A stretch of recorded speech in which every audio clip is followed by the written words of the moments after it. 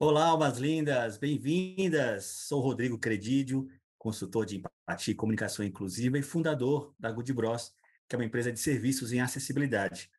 Eu sou um homem branco de 46 anos de idade, tenho cabelos e olhos castanhos, nariz alongado, cavanhaque grisalho e hoje eu visto uma camiseta preta com as iniciais da Good Bros, a letra G e B em minúsculo e na cor branca, no lado esquerdo do peito.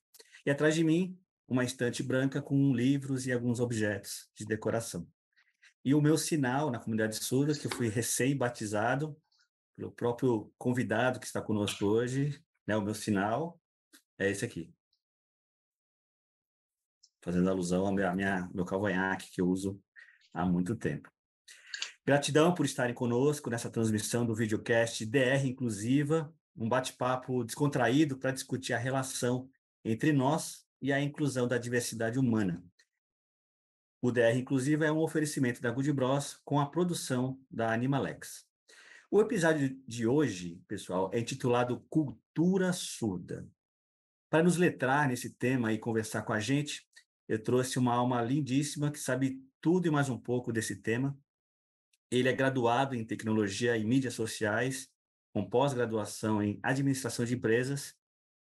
Ele é surdo e professor regente de Libras há mais de 20 anos, se eu não estiver enganado. Daqui a pouco ele vai me corrigir. Quem é ele? Gustavo Fontes. Olá, Gustavo, seja muito bem-vindo ao nosso DR Inclusiva. Prazer imenso de tê-lo aqui conosco. Eu queria te pedir que você faça a sua autodescrição com a ajuda da Fabi Godoy, que daqui a pouco eu vou audiodescrevê-la também, e fazer um cumprimento inicial para a gente iniciar a nossa conversa. Oi, tudo bem? Rodrigo, prazer estar aqui. Prazer a todos. Primeiro eu quero agradecer pelo convite maravilhoso, né, de estar nessa live, batendo esse papo sobre acessibilidade. Com o intérprete também, isso é maravilhoso. Eu vou fazer minha audiodescrição. Eu estou com uma blusa preta de moletom, um óculos preto também, o meu cabelo também é preto. Eu tenho um cavanhaque também preto. Obrigada. E eu posso falar uma coisa? Já? Posso? Uma coisa importante ou eu espero para depois? Posso? Ok. Pode falar, pode falar. Então, eu queria falar um pouco sobre a história da minha vida, né? De quando eu era criança. No passado, quando eu nasci, eu já nasci surdo. E por que eu nasci surdo? A minha mãe teve rubéola. E aí, quando eu nasci, a minha mãe estava grávida, quando ela teve rubéola. Então, quando eu nasci, eu já nasci surdo já. E a minha família não tinha conhecimento do que é a surdez, nenhum conhecimento nenhum. Foi um susto para eles, né? E agora, um filho surdo, como vai ser o futuro, como vai ser a vida dele? E aí eles foram pesquisar a respeito disso, mas não tinha nada. Comunidade surda, eles ficaram procurando, né? A comunidade surda, procurando outros surdos também. E aí me levaram para a escola de ouvinte, para eu tentar, né, aprender igual os ouvintes. Mas eles viram que eu não acompanhava. E eles ficaram muito tristes, porque foi muito difícil para mim.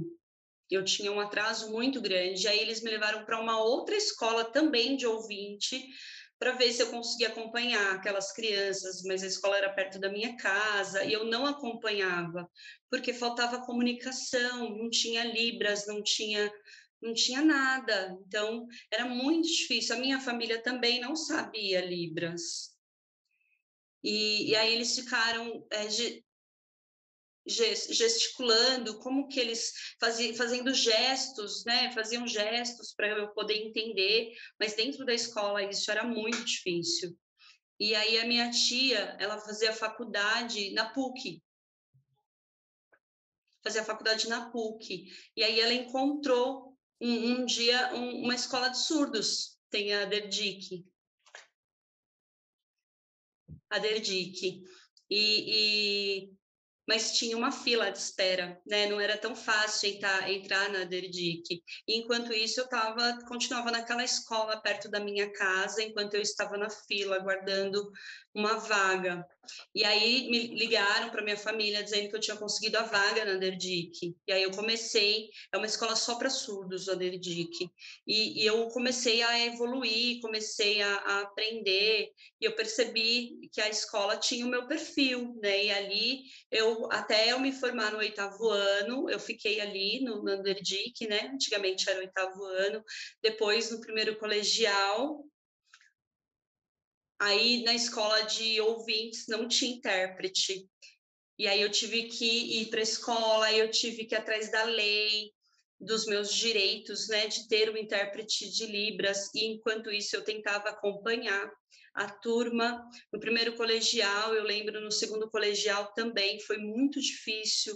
No terceiro colegial, a escola trouxe um intérprete para mim, só no terceiro colegial. E aí, ok, ficou mais fácil o meu aprendizado, aí eu consegui acompanhar os estudos, assim como os ouvintes, né? Consegui. E aí eu fui fazer faculdade. Era um curso de informática. O nome é um nome bem extenso, era tecnologia de mídia digital, tecnologia de mídia digital. E aí tinha intérprete, e aí eu evoluí, fiz os 4 anos de faculdade, né? Terminei os 4 anos de faculdade. Aí depois que eu me formei, eu pensei, cara, agora eu quero trabalhar numa empresa, fazer um aplicativo. Uma empresa de aplicativos. E aí eu fui na empresa, e aí a empresa me deu a pós-graduação para eu. Era a administração.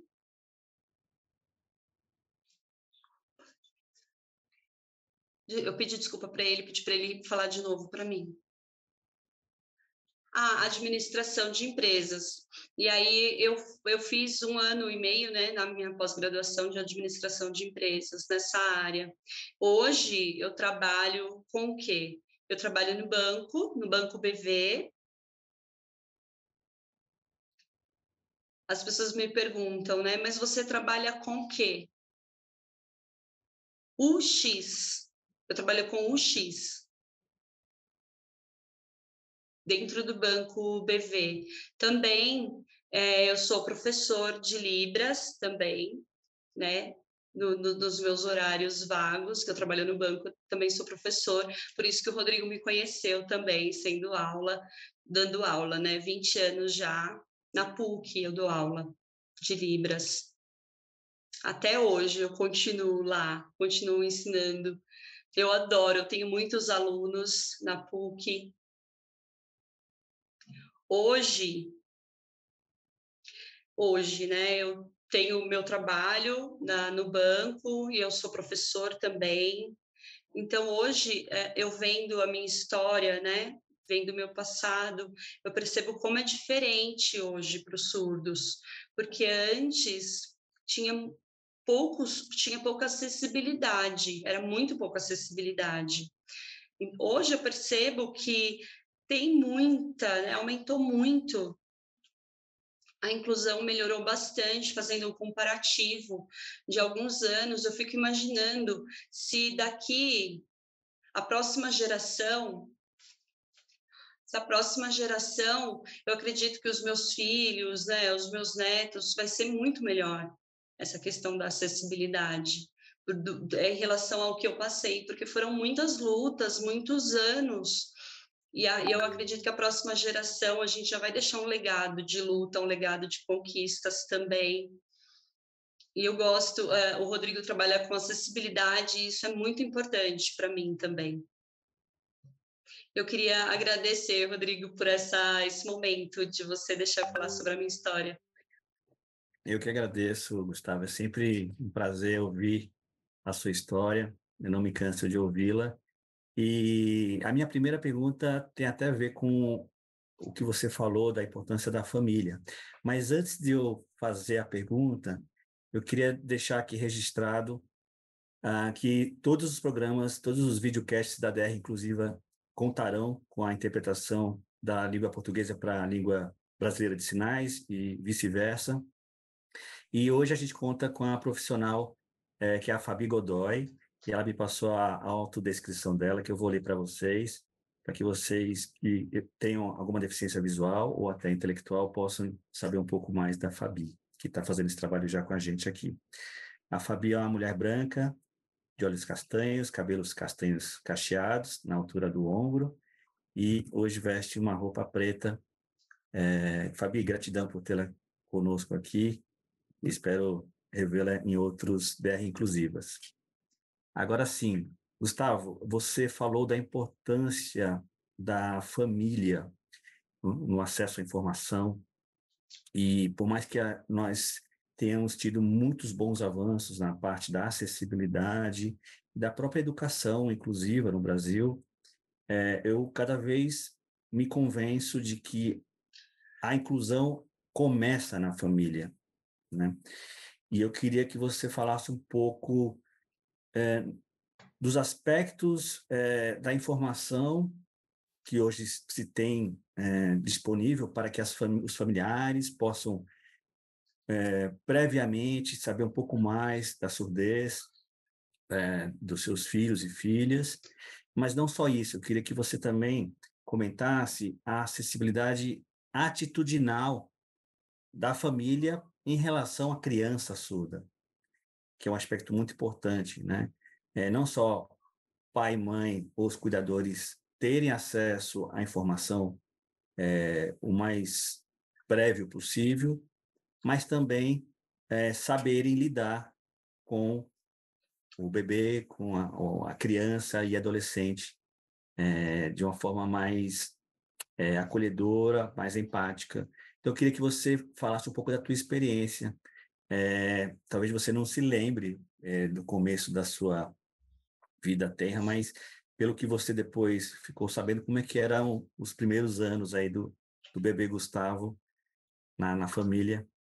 Queria que você falasse um pouco para a gente aí sobre isso.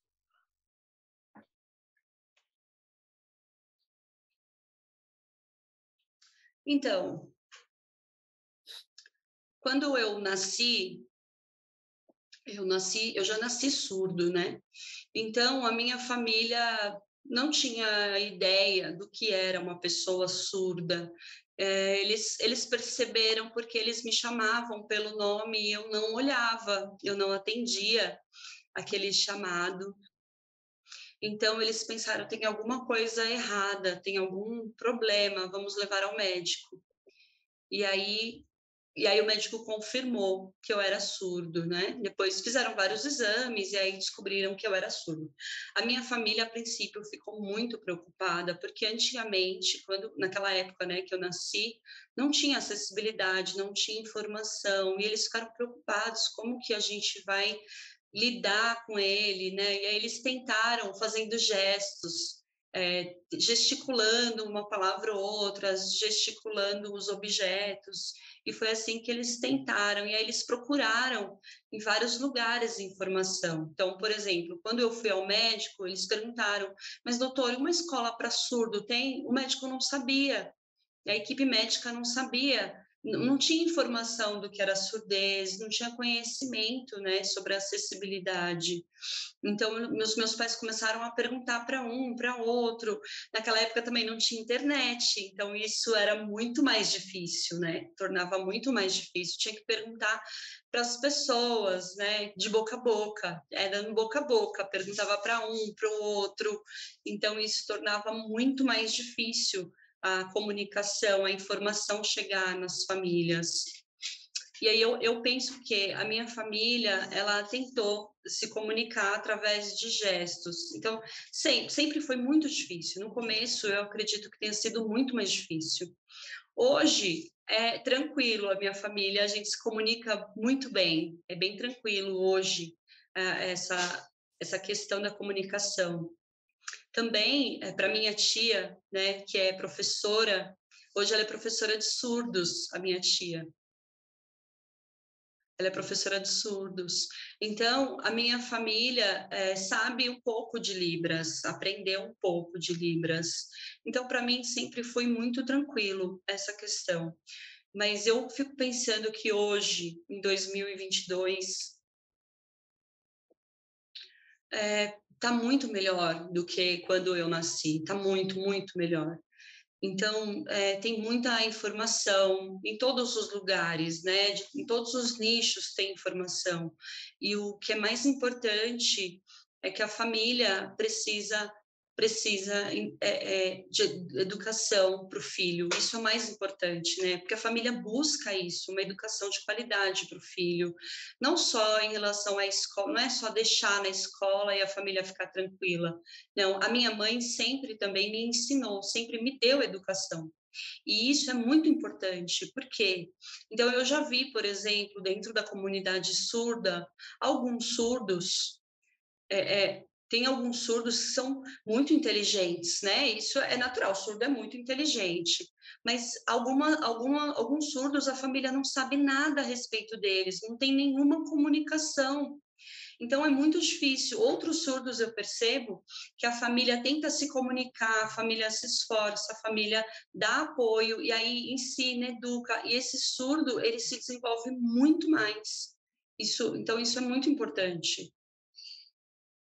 Sem dúvida. E você falou de um aspecto também muito importante, além dessa intenção, dessa vontade de se comunicar entre família e criança surda, a importância do convívio entre a cultura surda e a cultura, vamos chamar de ouvinte, a cultura ouvinte, né?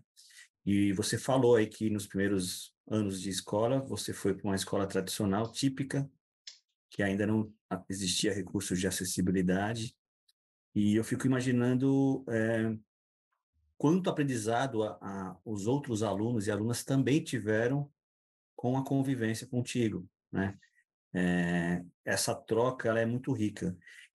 Você é uma pessoa surda bilíngue, você lê muito bem o português e escreve também muito bem o português, mas nem toda pessoa surda conhece o português. Eu queria que você falasse das diferenças, dos tipos de surdez, que ainda a gente vê que as pessoas ainda fazem muita confusão. Acham que a legenda vai servir 100% da comunidade, ou que a interpretação de Libras também vai servir 100% da comunidade, quando, na verdade, existe uma diversidade na comunidade surda. Então, eu queria que você falasse um pouco dos tipos de deficiência e falar um pouco da tua vivência como uma pessoa surda bilíngue.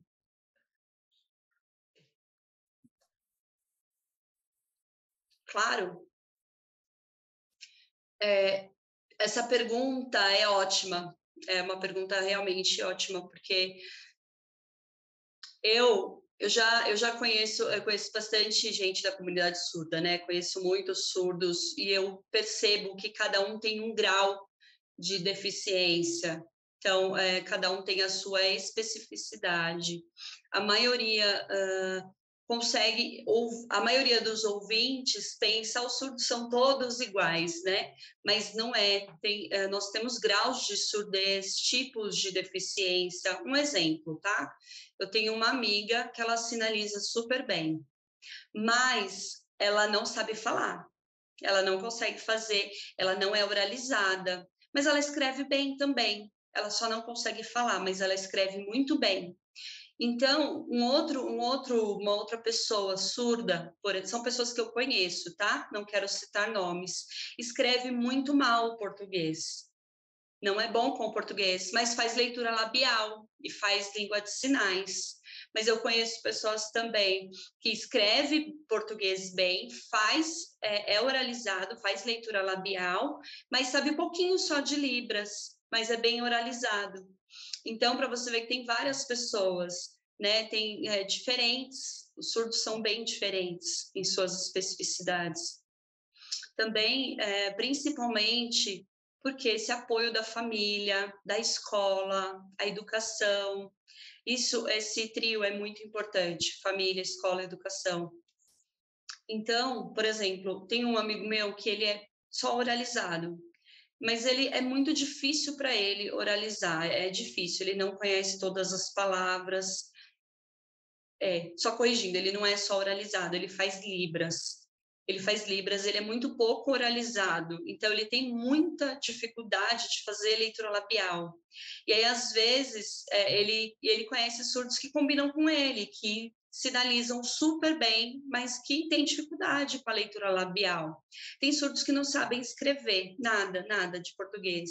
Por quê? Depende muito do surdo, depende da família, não teve motivação da família, não teve o apoio, não teve a ajuda, não teve uma escola que adequada a ele.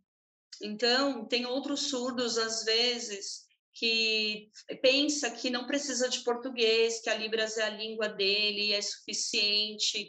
E eu penso que precisa, sim, que todos os surdos são importantes, né? Porque eu acredito que a gente vive como se estivesse em dois mundos. Como assim? O mundo do surdo e o mundo dos ouvintes. A gente vive em paralelo nesses dois mundos, né? Dessas duas comunidades. Então, é preciso fluir nos dois idiomas.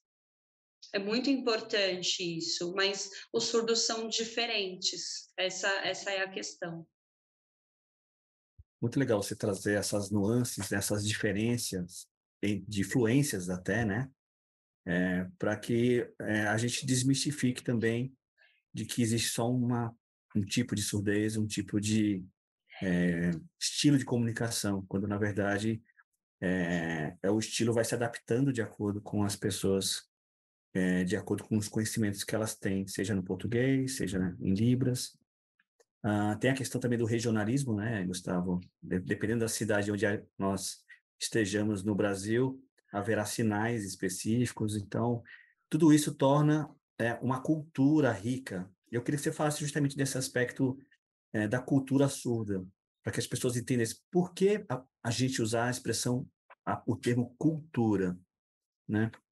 A gente já está trazendo algumas dicas aqui, mas eu queria que você reforçasse a importância de se ter em mente que existe uma cultura por detrás e viva e fluida, sendo alimentada a partir dessas interações. Queria que você falasse um pouco para a gente. Claro, posso falar assim. Cultura, quando a gente fala sobre cultura surda e cultura ouvinte, é diferente. As pessoas pensam, qual é a diferença? É muito simples. Eu sou surdo, eu sou uma pessoa surda, tá? Então, as pessoas vêm e me chamam pelo nome. Eu não ouço, né? Eu não ouço nada. Então, como que eu faço? Por exemplo, tem a luz. A luz. A pessoa precisa acender a luz e ela piscar para que eu veja que ela está me chamando, se ela não estiver próxima de mim. Então, o ouvinte não precisa disso. Se você chama o ouvinte a qualquer distância, ele vai te olhar, porque ele está te ouvindo, ele não precisa da luz piscante. É um exemplo. Um outro exemplo, é claro, você me chama, né? Você me dá um toque aqui. Eu imediatamente vou olhar para você, certo? Você me fez um toque, eu vou te olhar. Também, por exemplo, o meu cachorro. Eu tenho um cachorro que é meu, né? E aí, quando, por exemplo, eu estou na minha casa, eu estou sozinho. Eu estou sozinho. O meu cachorro está sempre pro lado de fora, e eu estou aqui sozinho. E eu preciso chamar o meu cachorro, por exemplo, para ficar aqui comigo. O ouvinte faz como? Um exemplo, o ouvinte chama o nome do cachorro, né? Mas e o surdo? O surdo não ouve. Então, o cachorro me ajuda. Se alguém, por exemplo, estiver no portão e me chamar, o surdo vai vir e vai latir para que eu vá até o portão, para eu saber que tem alguém lá no portão me chamando. Então, o cachorro é uma ajuda para mim. O ouvinte não precisa disso, porque alguém toca a campainha e ele vai ouvir. Para mim, não. Então, telefone, por exemplo, são exemplos simples que eu estou te dando sobre a cultura, como é diferente. Ó. O ouvinte manda áudio, né? Conversa, isso é muito natural. Eu uso o quê? Eu uso a videochamada. Eu faço uma videochamada, eu não tenho costume de mandar áudio. São coisas naturais da cultura surda. Então, são culturas diferentes, são formas de viver diferentes do ouvinte e do surdo. Muito bom esses exemplos que você trouxe, principalmente do cachorro. Ele acaba sendo um recurso de acessibilidade importante, eu não tinha me atinado a isso. Muito legal. É correto eu, portanto, falar Sempre, ele que está dizendo, meu cachorro está sempre comigo por conta disso. Eu sempre tenho um cachorro. muito bom. É correto, então, só para deixar bem claro para quem está nos acompanhando, a analogia que eu costumo fazer para as pessoas entenderem da importância de conhecer a cultura surda é quando a pessoa vai para um país de uma cultura muito diferente da nossa. Por exemplo, os países do Oriente Médio, um exemplo, ou Japão, aquela região ali. Geralmente as pessoas estudam, entendem os costumes, a forma de comunicar, o que não deve ser feito para uma viagem sair a mais prazerosa possível, né? É correto fazer uma analogia com a cultura surda, com a comunidade surda, de entender o básico do básico, as diferenças, o que não fazer, o que fazer, que é o que você está trazendo de dicas aí, para que haja uma maior empatia e um maior entrosamento, uma maior inclusão entre as partes.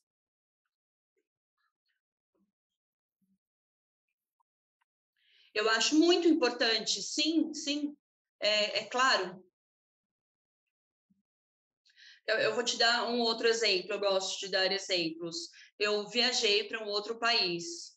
E antes, eu pesquisei sobre a cultura do país, como eram as regras, né, as leis do país. Ok, pesquisei.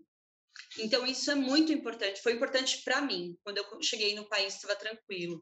Então, eu fui trabalhar. Um outro trabalho, eu queria só pontuar, também a respeito da cultura surda. Então, o que é a cultura surda?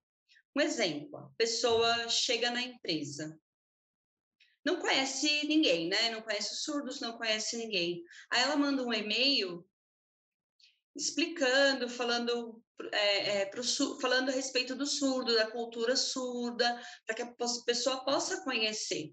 Então, e aí o meu chefe já me deu as regras, já me mostrou as regras, e aí eu estou trabalhando, a pessoa vem e coloca a mão em mim. Oi, tudo bem? E aí eu, oi? Como que você sabe que eu sou surdo? Porque ele já pesquisou sobre a cultura surda, ele já pesquisou se na empresa tinha surdos, ele já sabia da minha existência naquele local. Então, ficou muito mais fácil. Quando ele chegou, ele já veio, ele sabia falar comigo. Então, é muito. E não é só a respeito dos surdos, é a respeito do cego, a respeito de qualquer outra deficiência. É importante todo mundo conhecer. Esse preparo, né, Gustavo, principalmente quando a gente fala de empresas, esse preparo do terreno que a gente fala, de as empresas fazerem treinamentos, capacitações, adequações, não só no seu espaço físico, mas também na sua forma de se comunicar. Isso faz toda a diferença para o processo de inclusão. Que bom que você trouxe isso aqui na nossa DR, porque é muito rico, né? E você trouxe um exemplo da viagem, que vira uma outra viagem quando você conhece a cultura e se prepara. Quando a gente também tem esse cuidado dentro das nossas organizações, ou dentro até do ambiente familiar, quando a gente sabe que receberemos um bebê com surdez, certamente essa criança, esse jovem, depois esse adulto, vai se sentir muito mais à vontade nesse processo. E eu queria já emendar uma outra pergunta. Você falou da sensação de viver mundos paralelos, né? E eu peguei um trecho de uma música que eu acho que cabe bastante nesse paradigma entre comunidade surda e comunidade ouvinte, que é: eu me sinto um estrangeiro, passageiro de algum trem. É um trecho de uma música que eu acho que ainda, com os avanços da acessibilidade, com a implementação da LBI, que já completou 7 anos, ainda temos essa sensação que embarcamos num trem onde as pessoas ainda não se conhecem e a gente não sabe onde esse trem vai chegar. Você tem essa sensação ainda? Como é que é isso para você?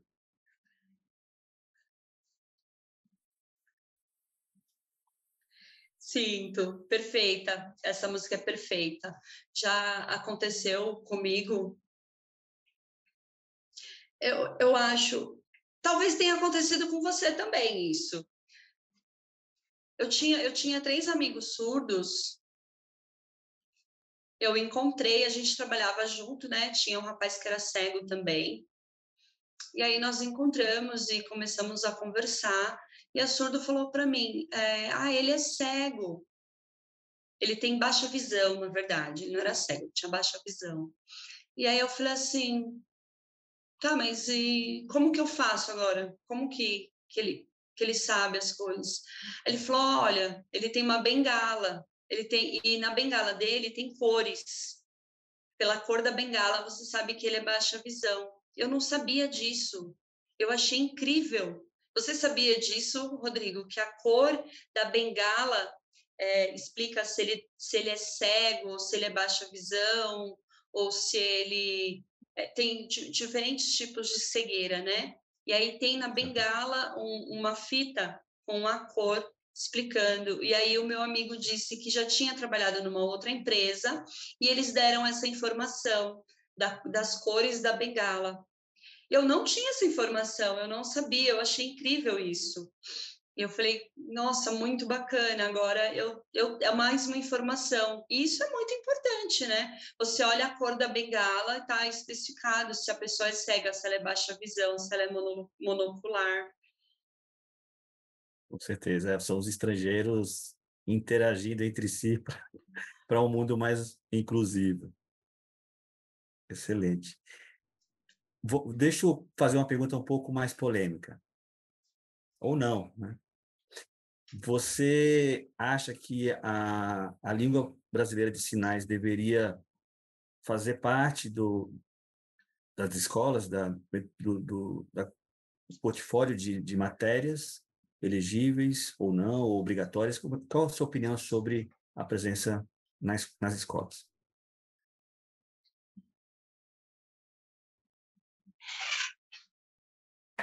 Bom, na minha opinião, eu acho que é muito importante, sim, porque eu acredito que as crianças, a princípio, as crianças ouvintes, elas podem conhecer sobre várias deficiências, não só surdez, né? Sobre a cegueira, sobre mobilidade reduzida, né? O cadeirante. Então, ela pode conhecer vários tipos de deficiência e se preparar para o futuro. Se um dia ela crescer e ela trabalhar com alguém com essa deficiência, ela já vai entender, já vai saber. Então, eu tenho meu primo, ele é ouvinte, né? Ele não é surdo, e ele dá curso de Libras, ele tem curso de Libras, e eu acho muito legal isso, porque ele está aprendendo, né? Ele aprendeu Libras, então ele começou tendo interesse em quê? Eu viajava para outros países, por exemplo,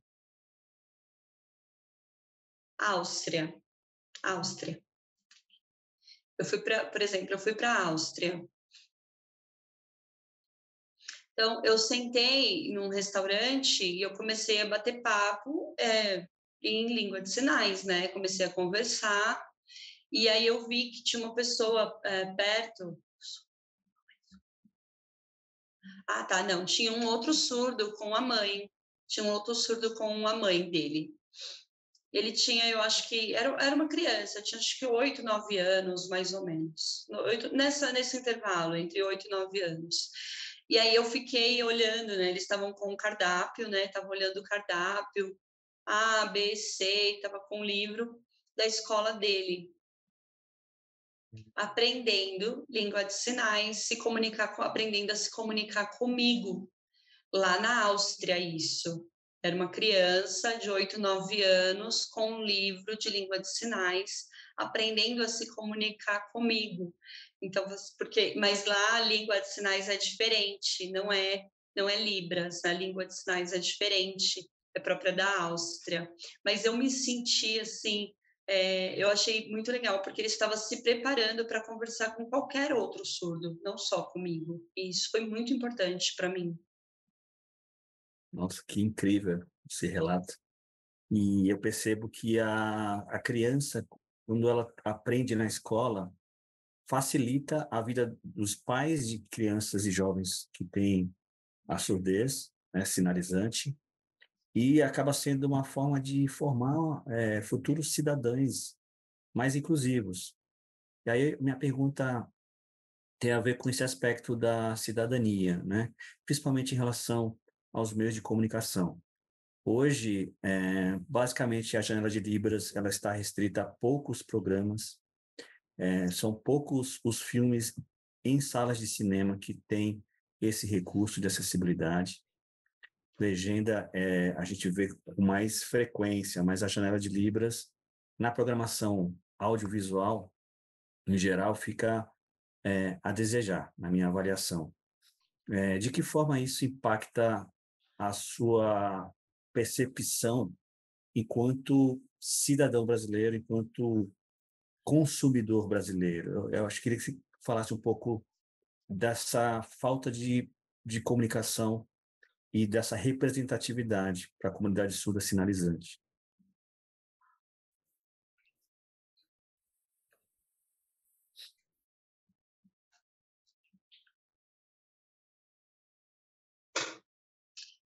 Sempre, esse é um tema que está sempre em pauta, né? É um tema que está sempre em pauta.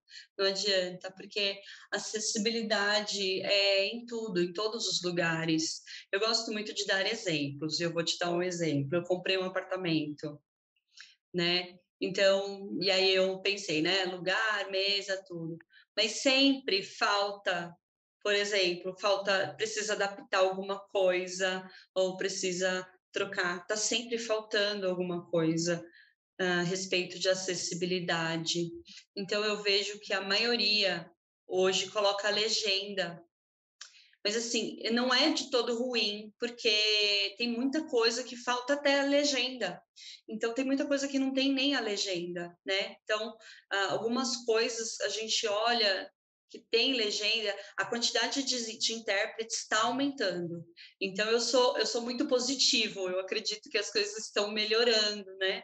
A TV, né, do jornalista um canal tem intérprete de Libras, tem janela, né? Hoje tem janela, então eu consigo assistir um jornal, isso me ajuda bastante, eu consigo ver as notícias, consigo ver algumas coisas que estão acontecendo no Brasil e no mundo também. Mas sempre vai faltar, Rodrigo, tudo que quando a gente pensar em acessibilidade, por exemplo, o canal precisaria todos os canais terem intérprete, né? E não tem. Então está começando, tem um só canal com intérprete de Libras, então a gente assiste naquele canal, mas eu acredito que as coisas vão melhorar bastante. Eu tenho um amigo que ele tem dois filhos surdos, e aí eles ficam pensando, né, que a TV tem desenho, por exemplo, não tem intérprete, né? Eles não podem assistir desenho, a criança não pode assistir desenho como ouvinte, porque não tem intérprete. Então, mas eu acredito que as coisas estão começando a caminhar agora para uma acessibilidade. É um trabalho de formiguinha. Eu torço para que no futuro isso seja maior, seja muito melhor, para que se eu tiver uma filha surda, um filho surdo, que ele possa ter a legenda, ok, ter a legenda também, porque é importante, mas também ter um intérprete de Libras. Então, é muito importante as duas acessibilidades, né? A legenda, porque para uma criança, a criança não consegue fazer a leitura, né? Não tem ainda a língua portuguesa, então ela precisa do intérprete de Libras. Então, mas quando eu comparo hoje, 2022, com o meu passado, está muito melhor, tá? Porque eu não tinha nada de acessibilidade. Então, hoje eu consigo, alguns canais, alguns serviços de internet têm acessibilidade, isso facilita muito. Legal, com certeza estamos vivenciando melhorias. Você falou, não sei se você comentou ou se eu que estou aqui lendo teus pensamentos, da pandemia. A pandemia, na minha avaliação, trouxe um aspecto de acolhimento, de humanidade, que fez com que nós olhássemos de uma forma mais atenta para a comunidade surda sinalizante. Eu me lembro que boa parte das lives de shows que eram feitas logo no começo de 2020 tinham esse recurso e acabou sendo adotado por várias outras modalidades de programação. E eu fiquei feliz de saber que um grande festival de rock que aconteceu recentemente também contou com intérpretes de Libras no palco, fazendo a interpretação das músicas. Então, eu concordo com você que há um avanço. Acho que 2020 e 2021 acelerou bem esse processo. Agora, como a gente está fazendo uma DR aqui, tenho que fazer algumas provocações. Você acha que falta um pouco mais de pressão da comunidade surda, sinalizante principalmente, para que esses avanços não sejam de formiguinhas, mas que sejam de leopardos mais rápidas?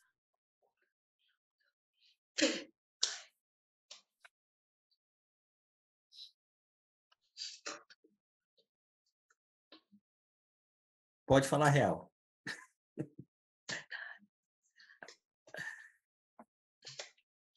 Claro, claro, eu vou ser bastante sincero. Eu preciso pensar, eu estou pensando a respeito disso, né? Estou raciocinando, porque a comunidade de verdade, eu acho que tem uma luta, tem um impacto. Acho que a luta do surdo tem um impacto muito grande, né? Sem dúvida, a pandemia causou isso, esse impacto na vida dos surdos. Teve um aumento muito rápido dos intérpretes de Libras, principalmente na área artística. Eu percebo isso, eu vejo que foi muito rápido essa mudança, né? Antes da pandemia, precisava de internet, né? Não tinha. Então,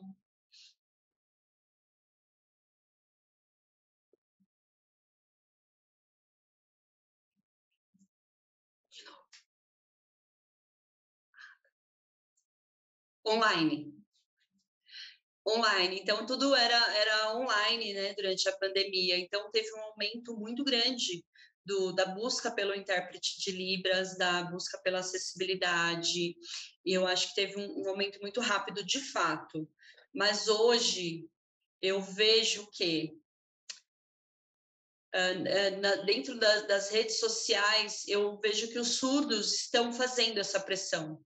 Então, por exemplo, os surdos estão pressionando as produtoras de teatro, de shows, de eventos. Os surdos estão fazendo essa pressão através das mídias sociais, porque há um tempo atrás a comunidade surda era muito limitada, né? Também os surdos estão se unindo mais. Então, eles estão lutando e estão pressionando muito.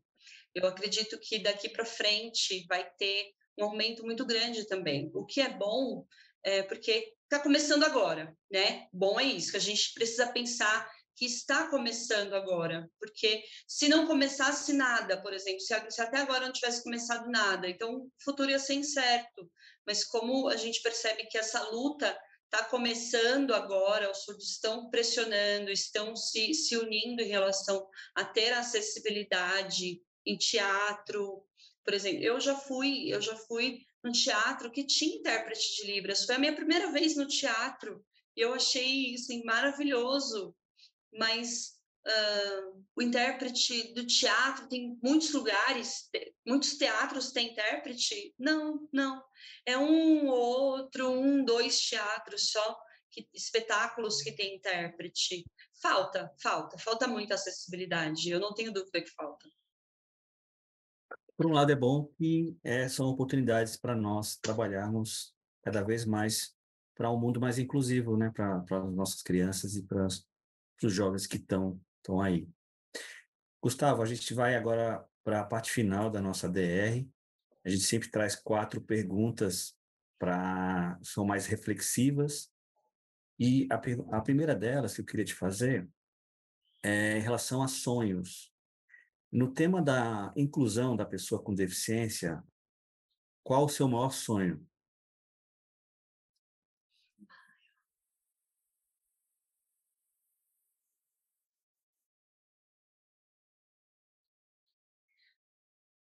Eu sonho que todos os lugares tenham inclusão.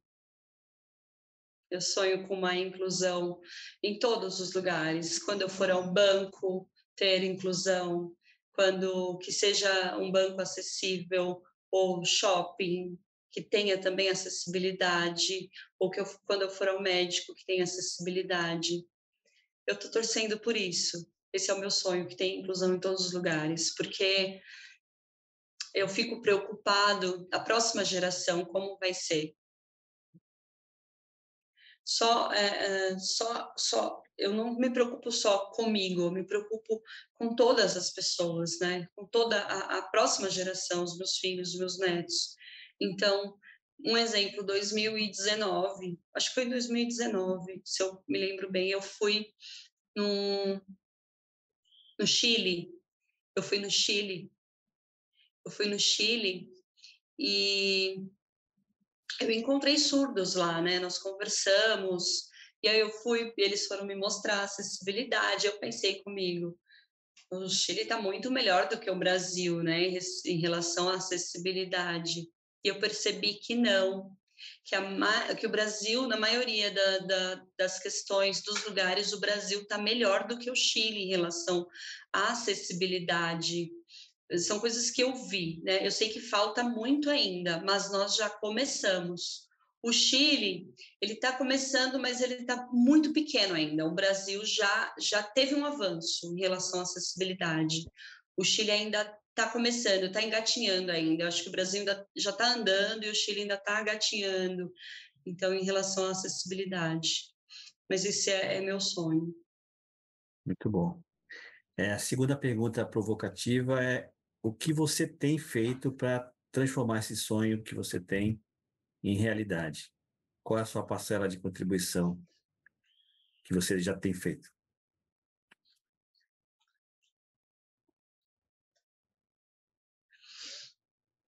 Essa é uma pergunta ótima, de verdade. E aí, eu preciso ser acessível. Eu preciso assumir que essa é uma responsabilidade minha. Eu preciso divulgar nas redes sociais também. Eu preciso compartilhar. Eu preciso mandar propostas. Propostas de melhoria também.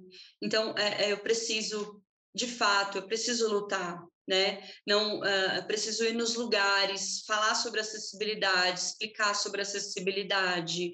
Preciso ir nas empresas, sim. Eu tenho feito isso. Eu tenho divulgado a língua de sinais. Eu tenho divulgado, compartilhado a respeito da cultura surda, porque eu não posso, não adianta eu sonhar e ficar de braço cruzado esperando que alguém faça por mim aquilo que é para mim. Então, não adianta, para isso acontecer, eu preciso ir nos lugares. Olha, por favor, você precisa de um intérprete de Libras.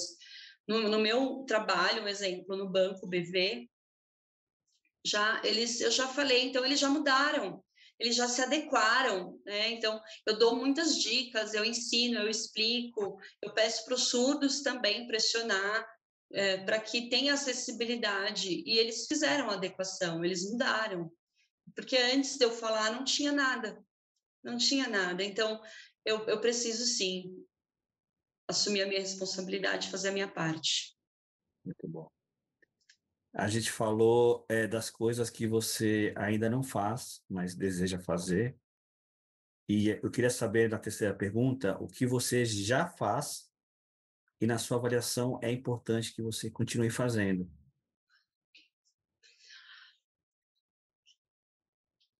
em nome desse sonho, né?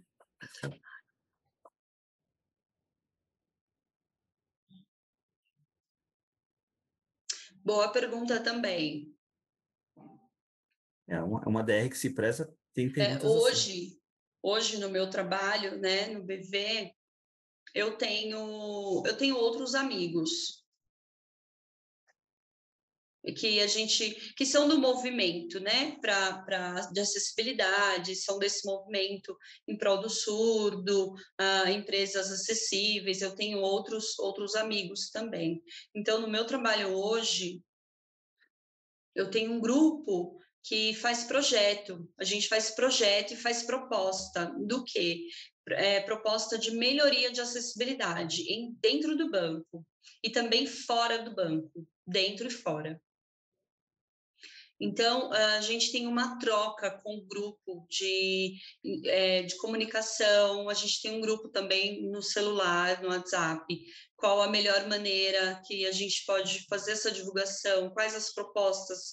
A gente tem um grupo já que faz isso, um grupo que luta, que pressiona as empresas a fazer essa mudança, essa melhoria. Então, a gente já está começando, a gente já começou com esse grupo, mas eu tenho outros amigos que também têm grupos dentro das empresas, dentro das escolas onde eles estão, que eles também fazem isso. Nossa, excelente ideia, essa dos grupos de apoio, essas comunidades, e fica de dica para as pessoas que nos acompanham, que também formem as suas comunidades, os seus grupos também para pressionar, para estimular e motivar essas condutas que só temos a ganhar. Adorei essa dica, Gustavo. E a última pergunta, como estamos fazendo uma DR, discutindo a relação, eu queria que você falasse para mim o que você acha que eu tenho que fazer para que esse sonho seja um sonho nosso, seja um sonho real. Que dica você me dá para eu começar a fazer?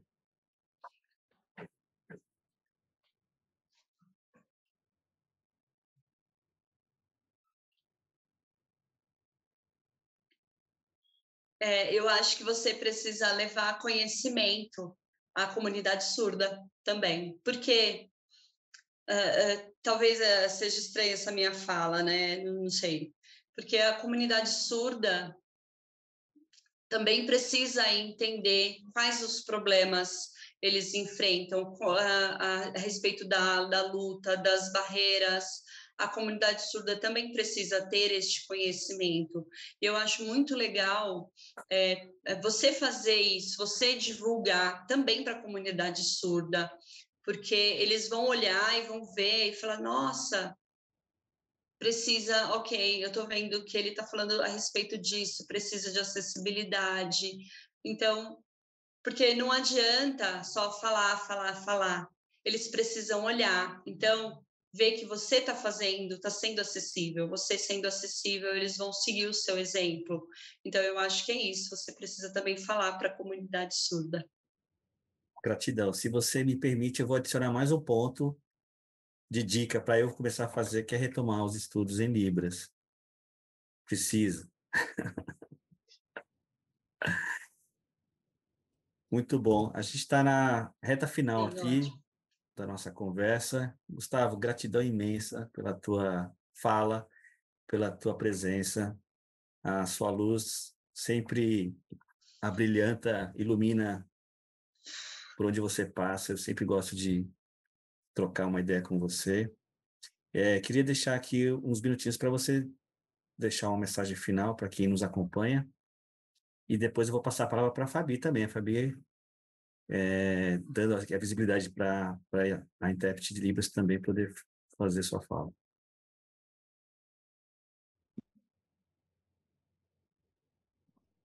Eu que agradeço, Rodrigo, por ter me convidado.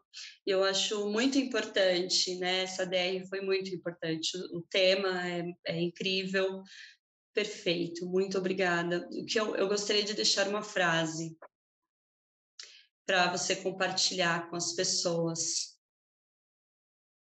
Tudo é possível. Essa frase só. Tudo é possível. Maravilhoso. E quem quiser acompanhar o Gustavo e as suas dicas de Libras, ele tem um Instagram maravilhoso, um perfil muito, muito bacana. É o Gusque Libras. Acompanhe o Gustavo. E aí você agora, Fabi, suas considerações, queria saber o que você tem de mensagem também. Pode falar do seu canal, do seu perfil. Como as pessoas Ah, podem te achar?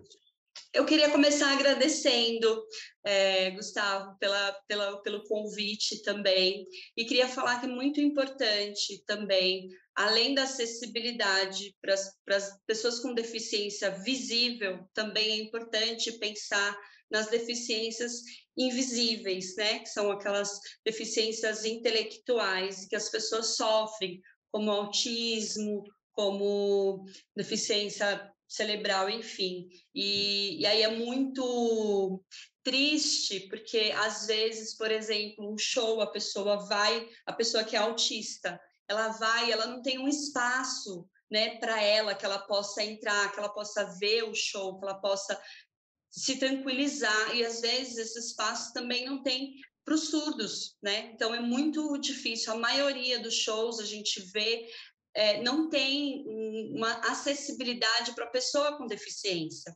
Eu queria que as pessoas pensassem o quê?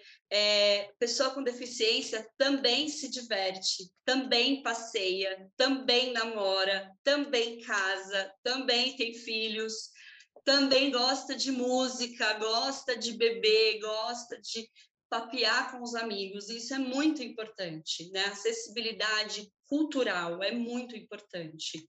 Era isso que eu queria deixar, né, hoje. E a minha gratidão, Gustavo, foi maravilhoso. Obrigada. Muito bom, Fabi. Tudo é possível, né? Como o Gustavo disse, com acessibilidade, com amorosidade, com respeito, nós vamos caminhando para um mundo cada vez melhor. E aí também quero deixar aqui destacado o perfil da Fabi no Instagram, que é Fabi_Godoy, com 2 Ys. Siga a Fabi e o Gustavo, vocês vão se surpreender com dicas sobre Libras e todos esses aspectos que a gente falou. E aí, vocês que nos acompanharam até aqui, que acharam dessa DR? Deixe seus comentários ou coloque uma pergunta que você tenha para a gente. A ideia é que a gente possa continuar essa DR para fora aqui dessa conversa, que a gente possa cada vez mais semear boas sementes que vão dar frutos inclusivos para um Brasil cada vez melhor. Gratidão por estarem conosco, Gustavo, mais uma vez. Gratidão, Fabi, gratidão. Quero agradecer também ao Alexandre, da Animalex, que está nos bastidores, fazendo toda a produção da transmissão, e a vocês aí, almas lindas que nos acompanharam, e nos vemos e nos ouvimos em breve, no próximo DR Inclusiva. Até lá.